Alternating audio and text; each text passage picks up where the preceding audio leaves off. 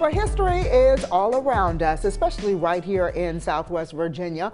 In May of 1965, the Franklin County School Board was required by Title VII of the Civil Rights Act of 1964 to desegregate its schools. Now, the board chose only to desegregate 1st, 8th, 10th and 12th grades on a freedom of choice basis. But in 1966, the school board was pressured from the government to desegregate all grades and did so by 1968. WFXR's Hayes Marie Anderson spoke to several students who were part of this historic movement. Good day to you.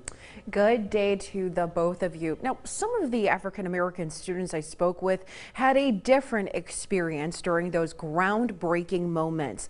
Now, I do want to warn you that there is some language in this story that will be offensive to modern day ears, but this was the language that was used then. It was for a cause, and I understood the cause because we talked about it at home. Going to a new school for any child can be overwhelming, but for many African-American students in Franklin County, it was a culture shock. It was a big change in my life, but I had to make an adjustment. It was a drastic change. It was not unpleasant, but some unpleasant things happened. Most of my issues were just going through the halls between classes. They would push one student into us and they would say, shoo, shoo. Another issue students faced is that they would never see each other. Usually you were in a class by yourself with all other white students. There were no other black students in your classes. One of the main things that really brought us closer together at Franklin County was the few of us that went over there in the first place. During lunchtime, we all used to assemble together. And pressure of being a black student from Franklin County and a student from the all-black high school, Lee and Wade. You didn't want to go over there, show out and everything. You made it look bad on the rest of the students from Lee Wade. But one powerful memory several students will never forget was Dr. Martin Luther King's assassination. A group of white boys said, "I'm glad that he's dead, that Martin Luther Coon." And that hurt. That really hurt. The day that Dr. Martin Luther King lost his life, you know, that was a bitter moment for me because there were some of the things said in class I didn't approve of. Many years after that, I met this same student, and he apologized to me for what he said, you know. He said he just didn't know any better back that day. But thanks to the support of their family and others, not every day was so bad. Had a lot of support from the black community. That's how we got through.